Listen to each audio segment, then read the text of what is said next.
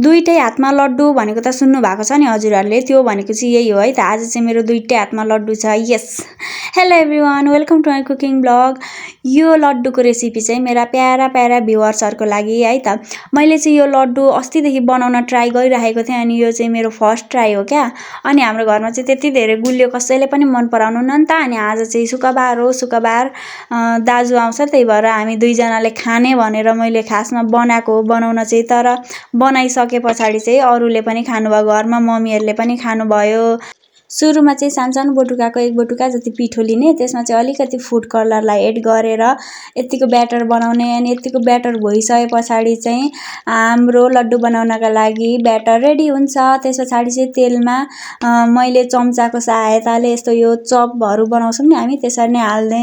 मलाई चाहिँ खासमा भन्यो भने यो मोतीचुरको लड्डु चाहिँ बनाउन एकदमै धेरै मन छ क्या, तर मलाई त्यो बनाउनै आउँदैन। दाना दाना दानावाला हुन्छ नि, हो त्यो चाहिँ मलाई बनाउनै आउँदैन। मैले अहिलेसम्म ट्राई चाहिँ गरेको छुइनँ, तर हेर्दैखेरि मलाई चाहिँ अप्ठ्यारो लाग्यो क्या त्यो भिडियोहरू हेर्दैखेरि। अनि मैले बनाउन सक्दिनँ होला भनेर मैले चाहिँ बनाइनँ। यता चाहिँ म चास्नी बनाउँदैछु। चास्नी बनाउनको लागि चाहिँ मैले 2 बटुका चिनी लिएँ, अनि 1 बटुका चाहिँ पानी लिएँ। त्यस पछाडि चाहिँ मैले यो अगाडि नै चप जस्तै यो बनाएको थिएँ नि, हो त्यसलाई चाहिँ मिक्सरमा ग्राइन्ड गरेँ।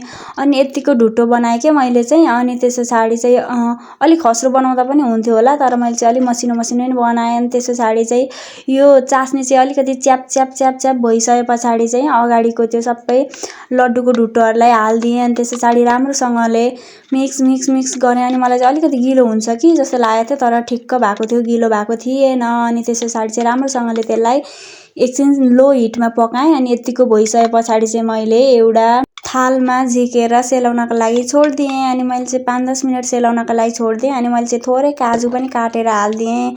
हजुरहरूसँग पम्किन सिड्सहरू छ भने एड गर्न सक्नुहुनेछ। मसँग चाहिँ अलिकति काजु थियो, त्यसैले हालिदिएँ। अनि त्यस पछाडि चाहिँ मेरो आज दुईटै हातमा लड्डु भयो।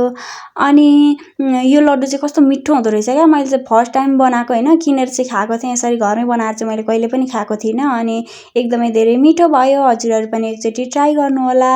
घरमा आज कसैले खानुहुन्न भनेर बनाउन चाहिँ मैले 2 जनाको लागि, तर अन्तिममा चाहिँ घरकै मान्छेले खाइसक्यौँ। दाजुको लागि त एउटा पनि बचेन। Thanks for watching everyone.